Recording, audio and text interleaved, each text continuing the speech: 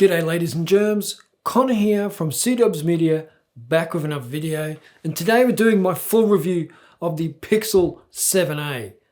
I like it. Now, just want to put out there that this phone has replaced my Pixel 7 Pro, so it's a downgrade. But also, it's assassinated its big brother. I'll tell you, you wouldn't get the Pixel 7, and I'm going to tell you why through this video.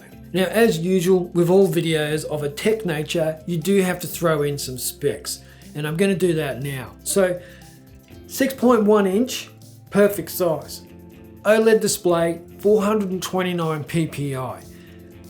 Pixel 7, 416 ppi. 6.3 inch, so you're really not downgrading much if you like bigger screens.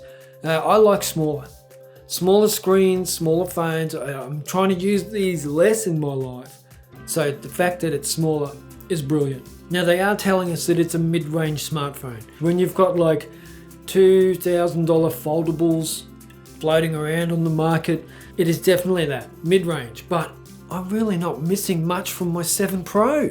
The pros for me, number one is the camera. Now, they did take a risk, people are saying that, by going with this new sensor, 64 megapixels. But I'm telling you, the pictures are damn good. For a $750 phone, I'm getting really nice pictures. All the pictures you can see in front of you right now are taken on the Pixel 7a. There is no problems, whether they're portraits, landscapes, whether they're portraits or landscapes or just general street photography photos, they're really, really nice. If you just like point and shoot cameras or smartphone photography, the Pixel 7a is not going to let you down.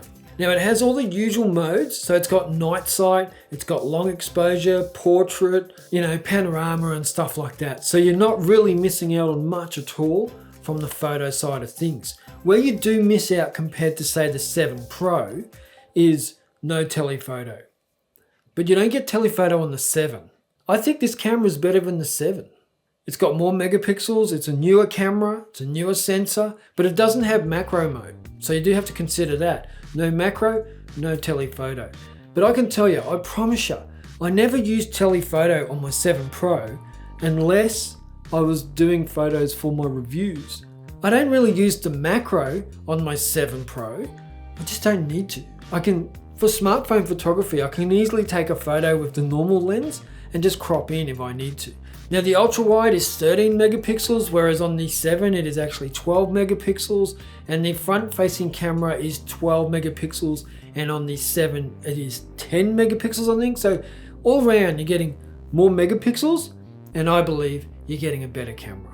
You press that shutter and you can see it processing. It's actually editing it for you, and then it spits out this amazing photo with the most dynamic range you could ever ask for. And it's all done with the tensor chip that's inside this beast. So that's where it's at for photography. It's definitely number one mid-range photography phone, I would say. I know there's more out there, but I think the Pixel phones and the software, it's all wrapped up here. Where I do see letdowns is in the video, and that's typical across the whole range of Pixel phones. So that's the videos 4K 60. I shoot in 25 frames per second, so I would like to see 4K 50, but it would also be nice to see 24 frames per second for those people who do want to shoot in that cinematic sort of Hollywood sort of style of shooting. I mean, that's what 24 frames is Hollywood. So that's not in there either. And it's pretty cool here at the moment, but the Pixel 7 overheated all the time on me in Australia. In the hot days, you couldn't shoot much video because it would overheat. 4K 30, front facing camera, Pixel 7a. It's raining. This is how stable it's going to be, and it's not low light, but it's not sunny. Anyway, this is what you're going to get, 4K 30 frames per second when you're walking. But my bitch is that the Pixel 7a's video is lackluster, much like the rest of the Pixel phones. Now, when we're talking about performance, it is smooth. It does not lag. I mean, the 90 Hertz makes it look smooth, but it gets through everything I throw at it. Now, for me, the most intense things I'm going to do with this are editing photos, gaming, and video calls. And it seems to do all those just fine. Now the most intense gaming I do is a bit of Asphalt 9, and I do Minecraft as well. Genshin Impact I don't play anymore, but from what I do game on it, it does fine. Now this is running 8GB of RAM and 128 gigs of storage and the Tensor G2 chip, which is the same chip that's running the 7 Pro and the Pixel 7. And the Pixel 7 comes in at 8GB of RAM as well, as does the cheaper version. So all in all, really good, smooth performance on the Pixel 7a. I'm not going to bitch about it. I don't have anything to bitch about for performance. Now the battery life is a bit of a double-edged sword, but for me the pros on the battery life is that it has adaptive battery and adaptive charge. What are they? Adaptive battery is that it learns through AI in a way, not really, but it sort of understands how you use it, and it adapts the battery throughout the day to best suit your needs, prolonging your battery life on a daily basis. Then it also has adaptive charging. So if I go to bed at 11 PM and it's on 25%, it will trickle charge it through to when my alarm goes off for next day, so that it hits about 100% before I get to my alarm going off. That's better for overall battery life in the long run. So you've got adaptive battery for the daily battery performance, and then you've got adaptive charging to assist with long-term battery performance. And I think that's pretty cool. Like, it's not going to charge up to 100% charge in 15 minutes while it's on my nightstand and then just sit on that all night. It just slowly trickles it through and gives me the charge I need by the time I wake up. And so for me, battery life, I'm going to get through one full day just. And I mean just. I actually think if I was really pushing it hard, I would lose battery before the end of the day. But for a typical day, I'm just scraping through. Now, in saying that, it's got 30 milliamp hour more than the Pixel 7. Okay, we also get really clean software with the Pixel 7a. It's the usual Pixel software, bare bones. And if you install no apps when you first get it, you're gonna find like 15 apps on there. Now, I have installed what I need. I'm actually pulling way back from mobile phone use these days. So I have no social media except Instagram. I'll log in every 2 days, check stuff and jump out. So I don't have TikTok and Snapchat and social media draining the battery and taking up all that space on my phone. And that's the beauty of a Pixel device. You just have the bare bones. So I pretty much just have the Google suite of apps and some banking apps and a couple of editing apps, and that's me. Now, guaranteed 3 years worth of software updates, I think that's a bit of a letdown. I mean, Samsung are doing 5 years with Android, and Apple just seems to do forever with their phones when it comes to software updates. So that's one area where I would like to see more longevity is in the software updates. But overall software, it's beautiful. But what makes this a true software king is all the AI features built in. So the transcribing, the translation, the smart home integration with my cameras and my lights and my aircon and anything else that I can integrate into my life, I can do through the Google software and the Google suite of products. So it really does become next level of a smart device. I think Apple these days make a really good phone with a really good camera, where Google seems to have gone the route of a really good phone with a really good camera and really good AI features. For example, if you live in my house and you get home, all the cameras turn off. But if everyone leaves the house, then all the cameras turn on.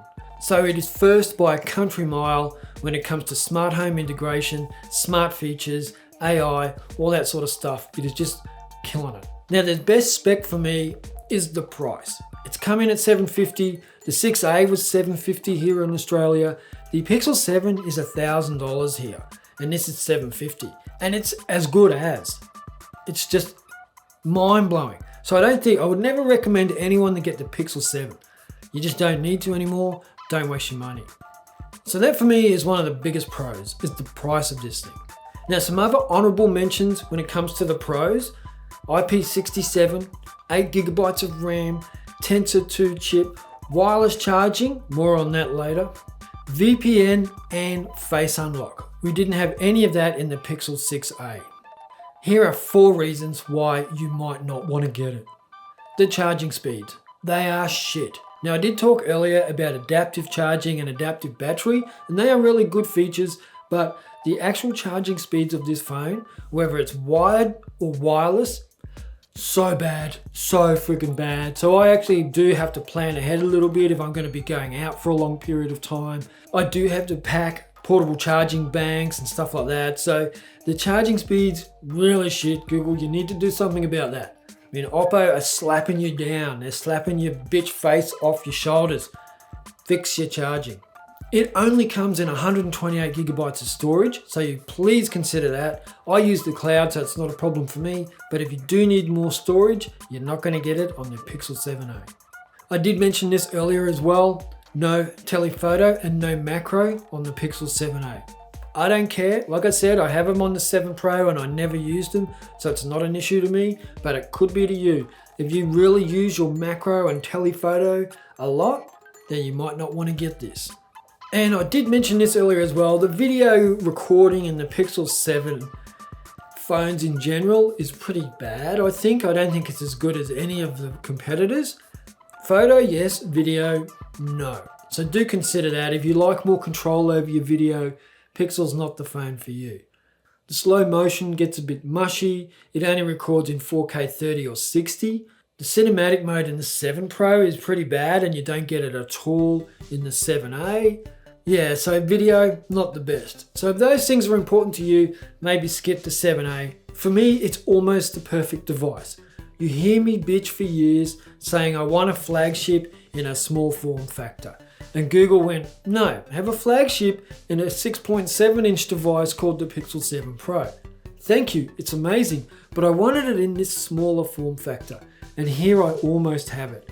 8 gigs of RAM, Tensor chip, amazing cameras, all the software features. It really is the ultimate bundle for me, and that's why it's knocked the 7 Pro off my table. I think we're going to see a shake-up when it comes to the Pixel 8. I really do. I don't think there'll be a Pixel 8 mid-ranger. I think there'll be the 7a and the 8 Pro, because the 7 has just been squashed. And maybe now the 7 Pro is the mid-ranger and the Fold is their flagship. Maybe that's the way they're going to go. Anyway, thank you all for watching. I really appreciate your time, your energy, everything you bring for me. Thank you very much, and I will catch you in the next video. Check out.